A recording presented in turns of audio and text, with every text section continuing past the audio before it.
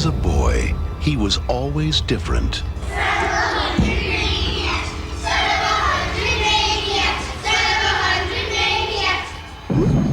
No one understood him. You ready for it, boy?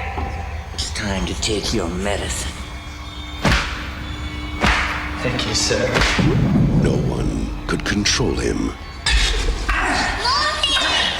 Go inside, honey. But now, it's a new beginning. The beginning of the end for Freddy. Every town has an Elm Street.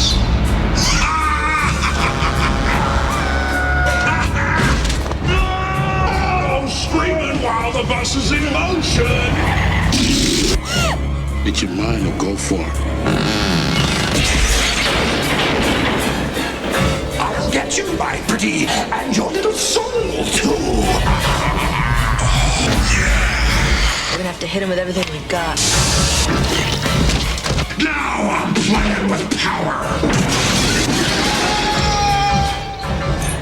We're in Twin Peaks here.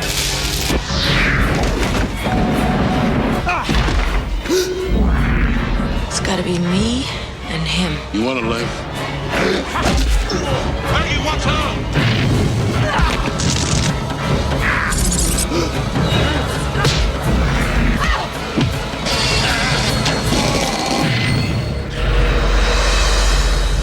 What's with kids today, huh? Freddy's dead. The final nightmare. Great graphics. They saved the best for last.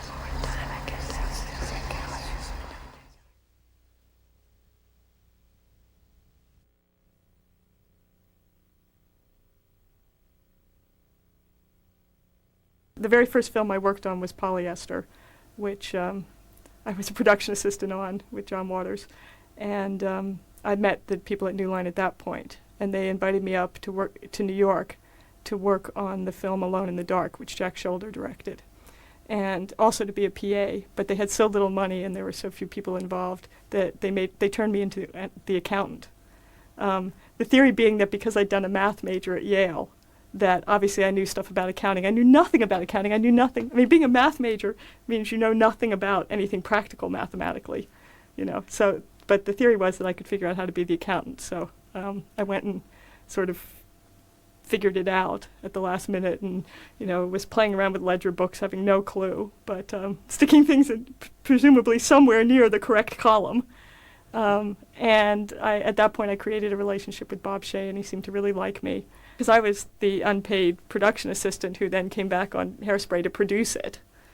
So, and then produced Hairspray and Crybaby, so I'm very funny. I mean, it's the two part of my growth process. It's like half of my reputation is Nightmare, and the other half is the John Waters films. And I didn't feel that working in New York was going to work out. It was just too difficult. There were about 2 movies happening a year there. And so I decided it was time for me to move to L.A.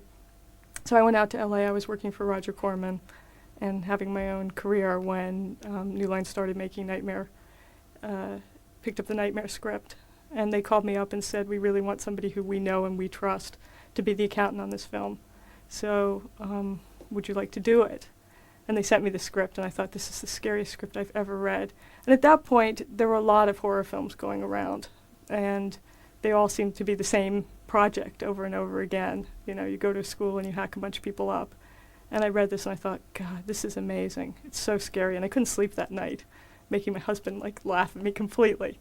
And I think the image that scared me the most personally was the girl in the school hallway in the body bag.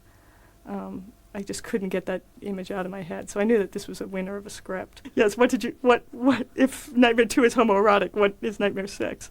In terms of my directing the film, I had decided that this is something I really wanted to do. I had worked with enough directors and been producing long enough that I had such a passion for the project. And I had just come off producing the film Book of Love, which Bob Shea had directed. And I thought, well, now's the time. If he, it's hard for him to say, I can be a first-time director, Rach, but you can't. And I thought, well, I've got to do everything I can to get the ammunition together to say, you've got to let me do this. the Freddy is elemental. I mean, there's something completely elemental about the entire series and about Freddy himself. And I think because we spent so much time developing the scripts on Part 3 and Part 4 and Part 5 and Part 6, I had to really analyze a lot what we saw. And I think, first of all, your dreams are just completely elemental. And somebody where the blurring between dreams and reality is terrifying. And I think that's just elemental for everyone. Because when you have a scary dream and you don't know what's true and what isn't, that's just completely elemental. So the concept of Nightmare was absolutely brilliant. And then what we were doing to take it to the next level, and I think Chuck and Frank started it with Nightmare 3, was bringing out some humor and some accessibility and turning the movie more into a date movie in addition. So you've got your what's dreams, what's reality, really, really scary stuff. And then you've got your question of, well, how do you then relieve the audience as well? How do you make them laugh?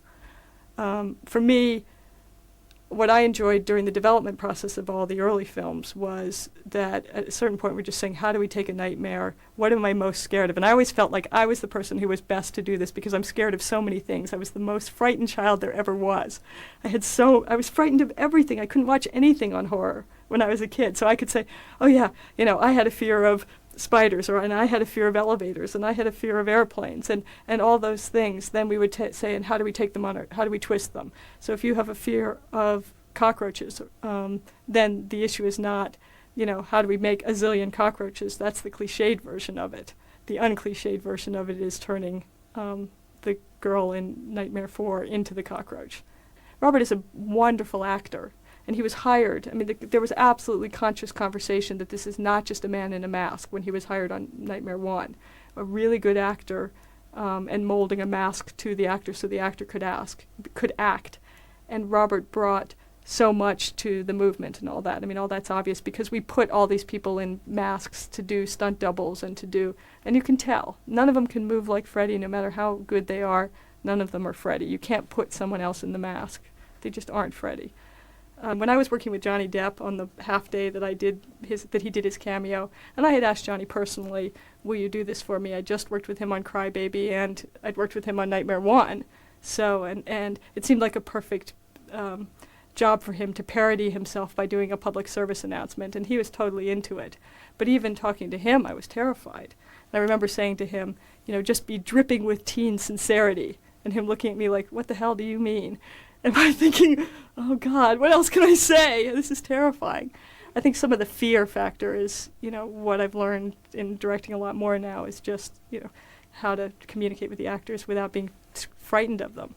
And the minute they get scared, then you're, and I was frightened of, working with Roseanne Arnold, working with Tom Arnold, who had no experience and was just this huge, he's just huge, larger than life character. And trying to take somebody like that and bring them down while you feel like, I don't know do I know how to do this? And do I have a strong enough point of view? And I could have used more experience from that point of view. And if you'd asked me in those days that this would become my life for the next 6-7 years, and that there would be 7 of them and I would work on 6 of them, and I would have told you, you're out of your mind. Absolutely out of your mind. There was no way. This was just one of a million horror films going around, and I wanted to continue my relationship with New Line.